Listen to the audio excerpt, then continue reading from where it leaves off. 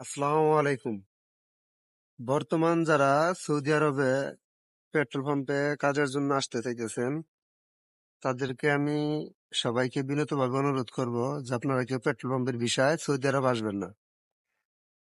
কারণ এই কারণে আসতে না বলতেছি, কারণ বর্তমান বাংলাদেশ থেকে যত ভিসা হচ্ছে পেট্রোল পাম্পে সব সাপ্লাই কোম্পানি, আর মেবি কোম্পানিটা হলো গালফ কোম্পানি।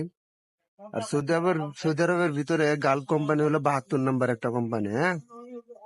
কারণ এই গালফ কোম্পানিতে আমরা আসছি, আমাদের দালাল বলেছিল আমাদের অরিজিনাল কোম্পানি, কিন্তু আমাদের দিছে সাপ্লাই কোম্পানির ভিসা।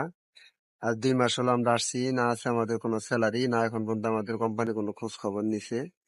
তাই বাংলাদেশের দালাল এজেন্সি যেগুলো আছে তারা অনেকেই বলবো যে বেতন 1500 1600 অরিজিনাল কোম্পানি, এগুলো ভাই সব ভুয়া কথা, হ্যাঁ।